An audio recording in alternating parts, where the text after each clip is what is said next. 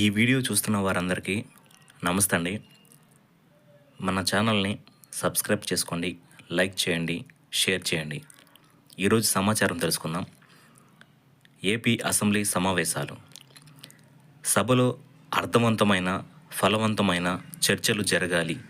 అందుకు అధికారులు ప్రభుత్వ శాఖల నుంచి సభ్యులకు సకాలంలో సమాచారాన్ని అందజేయాలి అని శాసనమండలి చైర్మన్ కొయ్యే మోషేనురాజు, శాసన సభాపతి చింతకాయల అయ్యన్న పాత్రుడు స్పష్టం చేశారు. ఈ నెల 22 నుంచి అసెంబ్లీ సమావేశాలు ప్రారంభమవుతున్నాయి. నేపథ్యంలో ప్రభుత్వ శాఖల సన్నద్ధత, బందోబస్తుపై శుక్రవారం చైర్మన్, స్పీకర్లు అధికారులతో అసెంబ్లీలోని కమిటీ హాలులో సమావేశాలు నిర్వహించారు.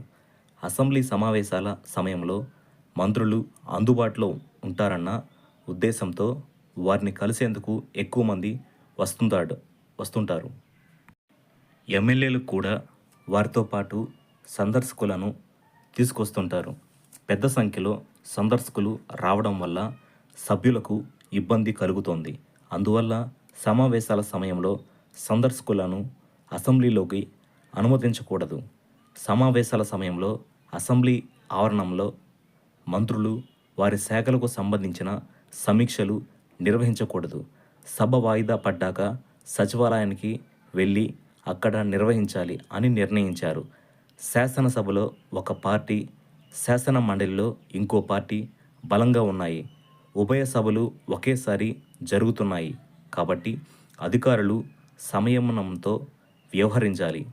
మీరు పార్టీలకు కాకుండా ప్రజలకు జవాబుదారీ అనే విషయాన్ని గుర్తుపెట్టుకొని మెలగాలి అని అధికారులను మండలి చైర్మన్ మోషేనురాజు ఆదేశించారు.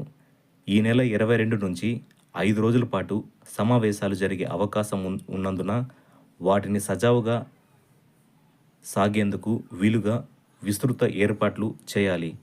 గతంలో అసెంబ్లీ లాబీల్లో కొందరు ప్లకార్డులు పట్టుకొని ప్రవేశించిన ఘటనలు చూశాం.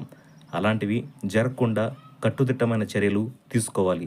సమావేశాల సమయంలో పెద్ద సంఖ్యలో బయటి వ్యక్తులను అనుమతించరాదు. తగిన గుర్తింపు కార్డుతో ఉన్నవారినే అసెంబ్లీ లాబీల్లోకి అనుమతించాలి.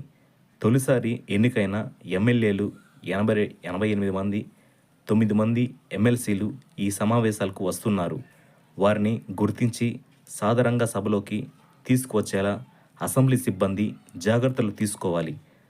భద్రత విషయంలో రాజీ వద్దు అని స్పీకర్ అయ్యన్న పాత్రుడు గారు స్పష్టం చేశారు. మరో సమాచారం తెలుసుకుందామండి. పాఠశాల విద్యాశాఖ వెంటనే అకాడమిక్ క్యాలెండర్ విడుదల చేయాలని నవ్యాంధ్ర టీచర్స్ అసోసియేషన్ ఎన్టీఏ అధ్యక్ష ప్రధాన కార్యదర్శులు హరికృష్ణ గారు, శ్రీనివాసరావు గారు కోరారు. పాఠశాలలు ప్రారంభమైన 40 రోజులు అవుతున్నా ఇంతవరకు క్యాలెండర్ విడుదల చేయకపోవడం సరికాదని పేర్కొన్నారు.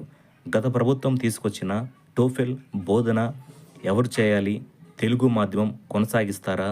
ఉత్తర్వ్యూ 117 రద్దు.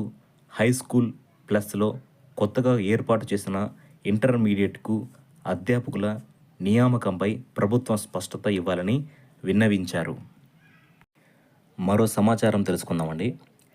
కేంద్ర సైనిక బోర్డులో రాష్ట్రానికి చెందిన వారు ప్రాతినిధ్యం వహించేలా సీఎం చంద్రబాబు చొరవ తీసుకోవాలని విశ్రాంత సైనిక ఉద్యోగులు కోరారు. ఆ బోర్డులో ఏపీ వారు ఒక్కరూ లేరని తెలిపారు. మంగళగిరిలోని తెదేపా కార్యాలయంలో విశ్రాంత సైనికుల సమావేశాన్ని శుక్రవారం నిర్వహించారు. ఈ సందర్భంగా వారి సమస్యల్ని తెదేపా నేత టీడీ జనార్దన్కు తెలిపారు. జగన్ పాలనలోని చీకటి రోజుల నుంచి బయటకు వచ్చాం. మాజీ సైనికుల సమస్యల్ని సీఎం దృష్టికి తీసుకెళ్లి పరిష్కారానికి కృషి చేస్తాం అని జనార్దన్ హామీ ఇచ్చారు. కార్యక్రమంలో తెదేపా రాష్ట్ర అధ్యక్షుడు పల్లా శ్రీనివాసరావు గారు, మాజీ సైనికుల సంక్షేమ సంఘం రాష్ట్ర అధ్యక్షుడు శంకర్రావు గారు పాల్గొన్నారు. మరో సమాచారం తెలుసుకుందామండి. ఎన్నికల సమయంలో బదిలీలైన తహసీల్దార్లను పునః బదిలీలు చేస్తూ రెవెన్యూ శాఖ ప్రత్యేక ప్రధాన కార్యదర్శి సిసోడియా శుక్రవారం ఉత్తర్వులు జారీ చేశారు. మేలో జరిగిన సార్వత్రిక ఎన్నికల నేపథ్యంలో రాష్ట్ర వ్యాప్తంగా సుమారు 650 మంది తహసీల్దార్లను నిబంధనలు అనుసరించి ఇతర జిల్లాలకు బదిలీ చేశారు.